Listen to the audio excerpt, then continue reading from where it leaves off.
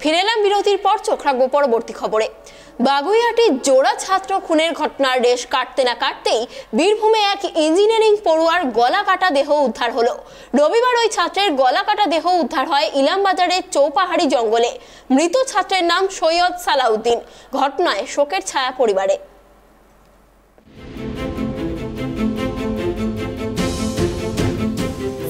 ছাত্রকে অপহরণ করে খুনের অভিযোগ উঠল। বীরভূমের খয়রাশোল থানার আহমেদপুর গ্রামের বাসিন্দা ইঞ্জিনিয়ারিং ছাত্রকে অপহরণ করে প্রথমে মুক্তিপণ চাওয়া হয়, তারপর তাকে খুন করা হয়। মৃত ছাত্রের নাম সৈয়দ সালাউদ্দিন, বয়স 19 বছর। রবিবার বীরভূমের চৌপাহাড়ি জঙ্গল থেকে সালাউদ্দিনের দেহ উদ্ধার হয়। ঘটনার তদন্ত শুরু করেছে মল্লারপুর থানার পুলিশ। মৃত ছাত্রের বন্ধু শেখ সালমান এই খুন করেছে বলেই দাবি পুলিশের। পুলিশ সূত্রে খবর, সৈয়দ সালাউদ্দিনকে গলা কেটে খুন করা হয়েছে। ইতিমধ্যে এই ঘটনায় মৃত ছাত্রের এক বন্ধুকে গ্রেপ্তার করেছে পুলিশ। ধৃত যুবকের নাম শেখ সালমান। পুলিশের দাবি, শেখ সালমান ওই ইঞ্জিনিয়ারিং ছাত্রকে খুন করেছে। অভিযুক্ত যুবক শনিবার সৈয়দ সালাউদ্দিনকে ডেকে নিয়ে যায় জঙ্গলে। সেখানেই দুজনে মিলে মদ খাওয়ার পর ছাত্রকে খুন করেছে। ঘটনাস্থল থেকে বিরিয়ানির প্যাকেট, চিপস ও মদের বোতল উদ্ধার হয়েছে। আমরা ছেলেকে তো প্রথম কথা, ও তো আসানসোল ইঞ্জিনিয়ারিং মাইনিং কলেজে ওখানে হোস্টেলই থাকে। শনিবার বাড়ি আসে, রবিবার থাকে, সোমবার আবার কি কলেজ টলেজ করে ওখানেই থাকে। কোনোদিন কোনো সপ্তাহে নিজ বাসভবনে আসে আমোদপুর গ্রামে আমার বাড়িতে। আর আমার দাদা থাকে এখন বর্তমানে 2 বছর থেকে মল্লারপুরে। তো মায়ের সঙ্গে কথা হয়েছে বিকেল 4টের সময় যে কী ব্যাপার, কবে আসবে। তো যাবো না, কালকে যাব, এই কথা হয়েছে। ভালো মন্দ যেমন ছেলের সঙ্গে কথা বলে।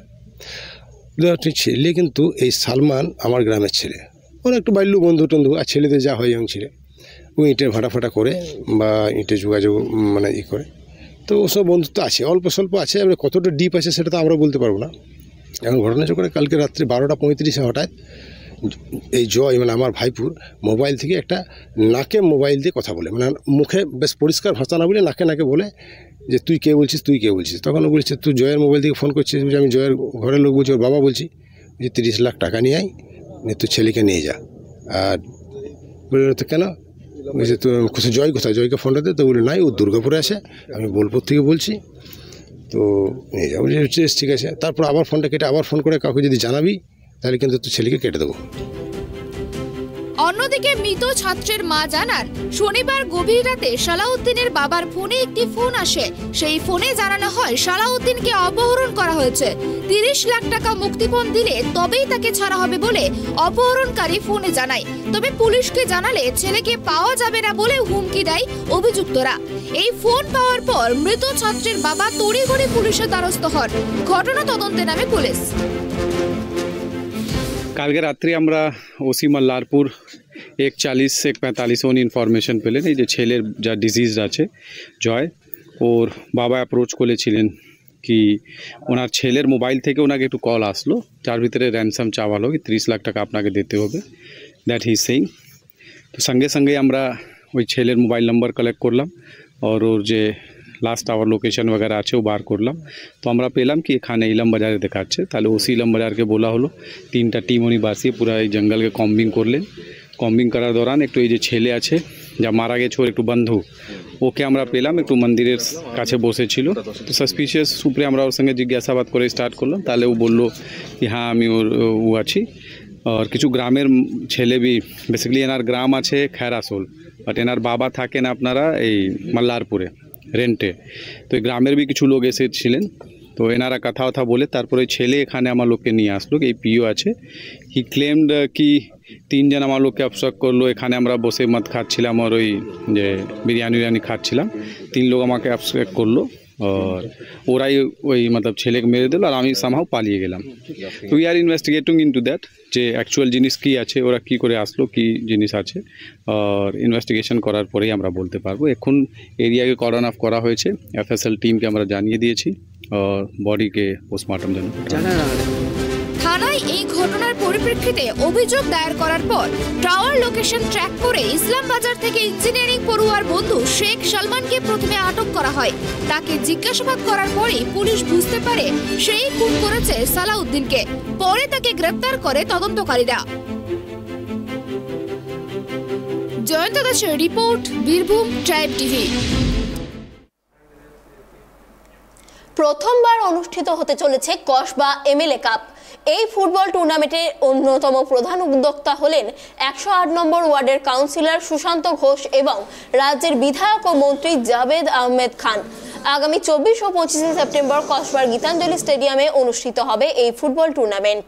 কসবা বিধানসভার অন্তর্গত কলকাতা পুরসভার 66, 67, 91, 92, 107 ও 108 এই 6টি ওয়ার্ডে এমএলএ কাপে অংশ নিচ্ছে। টুর্নামেন্টের 6টি দল হলো 66 Avengers, 67 গ্ল্যাডিয়েটার্স, 91 nines, 92 Titans, 107 warriors, 108 Spartan.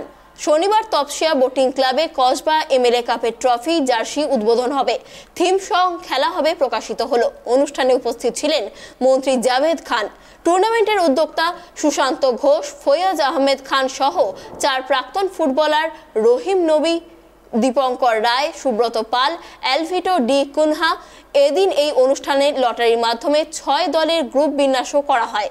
প্রতিটি ম্যাচ হবে 40 মিনিটের। আগামী 25 তারিখ অর্থাৎ মহালয়ার দিন টুর্নামেন্টের ফাইনাল ম্যাচের আগে কসবা বনাম এমএলএ একাদশের মধ্যে একটি প্রদর্শনী ফুটবল ম্যাচও অনুষ্ঠিত হবে। জনসংযোগ, মানুষের সঙ্গে জনসংযোগ জুড়বার একটা ভালো, আর বাংলার মানুষ ফুটবল প্রেমী এবং ফুটবলের যদি মাক্কা বলা হয়, সেন্টার অফ দ্য ওয়ার্ল্ডে যদি ফুটবল কোনো জায়গায় খুব জনপ্রিয় হয় সেটা বাংলায় আছে এবং বাংলার মানুষ পাগল ফুটবলের জন্য। সেই হিসাবে যখন আমাদের সংসদ অভিষেক ব্যানার্জি যখন ডায়মন্ড ফুটবল টুর্নামেন্ট করেছিলেন, এমপি টুর্নামেন্ট, ওর থেকে অনুপ্রেরণা পেয়ে আমরাও এটা করছি এবং সেই হিসাবে মানুষকে একটা মেসেজ যাবে, একটা কি আমরা মানুষের সঙ্গে আছি, মানুষকে নিয়েই সব কাজ করি। বর্তমানে যে রাজনৈতিক পরিস্থিতি চলছে ভারতবর্ষের মধ্যে, মানুষে ভেদাভেদ, ধর্মের নামে মানুষকে লড়িয়ে দেওয়া, তার বিরুদ্ধে আমাদের এই টুর্নামেন্ট সম্প্রীতি এবং সংগীতির উদ্দেশ্য নিয়ে আমাদের এই ফুটবল টুর্নামেন্ট। আমরা চাইছি আমরা এই টুর্নামেন্টের মাধ্যমে মানুষের কাছে এই বার্তা যাক যে আমরা একসঙ্গে ঐক্যবদ্ধ সংঘবদ্ধ কসবার মানুষ। কসবা মানে একটা সময় ছিল সন্ত্রাসের আতুরঘর, মানুষ রাত্রিবেলা 12টার পরে কসবায় আসতে ভয় পেত। এখন কসবার মাটিতে 2টোর সময় ট্যাক্সি দাঁড়িয়ে থাকে মানুষকে অন্য জায়গায় পৌঁছে দেওয়ার জন্য।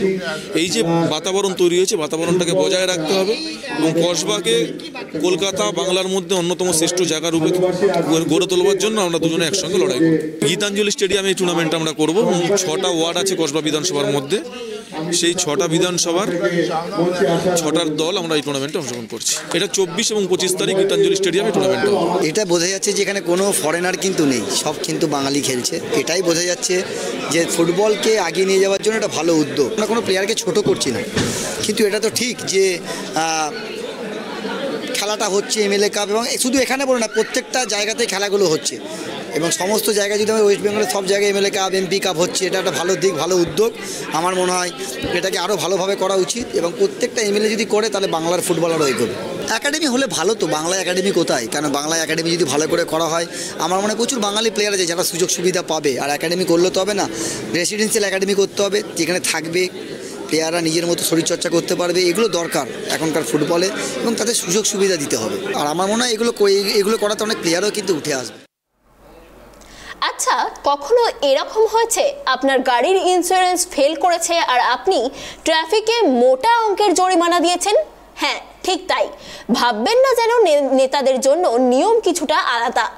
আজ যার কথা বলছি তিনি হলেন দিলীপ ঘোষ। হ্যাঁ, ঠিকই শুনেছেন, দিলীপ ঘোষ, যার গাড়ির ইন্স্যুরেন্স ফেল। আসলে এতটাই জনদরদি যে হয়তো ভুলে গেছেন গাড়ির ইন্স্যুরেন্স করাতে। দেখুন সেই প্রতিবেদন। ইন্স্যুরেন্স ছাড়া গাড়িতে চড়ছেন বিজেপি সর্বভারতীয় সহসভাপতি তথা বিজেপি সাংসদ দিলীপ ঘোষ। রবিবার সকালে চায়ে পে চর্চা কর্মসূচি পালন করতে বিষ্ণুপুর পোড়ামাটির হাটে আসেন।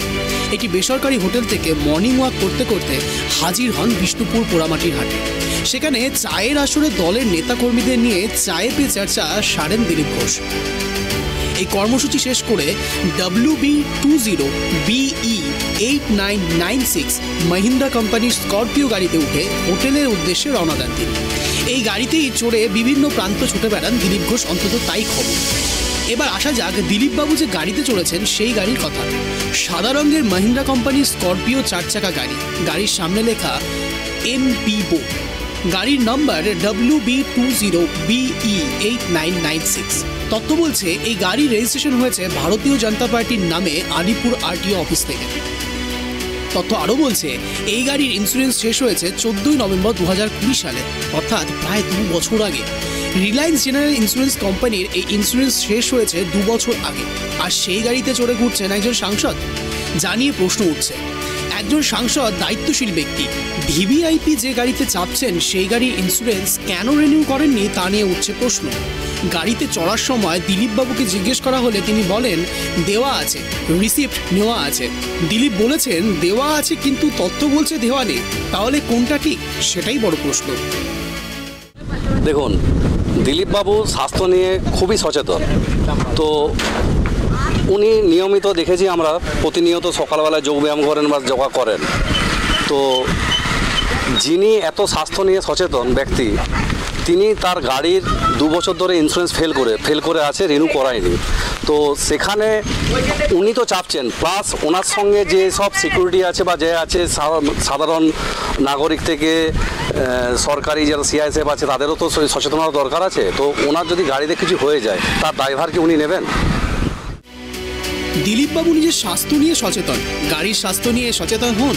আপনার গাড়িতে আপনি ছাড়াও অনেকে থাকেন, ঘোরেন, তাদের জীবনের দায়িত্ব আপনি নেবেন তো? দিলীপ ঘোষের গাড়ির ইন্স্যুরেন্স মেয়াদ উত্তীর্ণ নিয়ে প্রতিক্রিয়া তৃণমূলের। বাঁকুড়া থেকে Sudip Kundu report, tribe TV.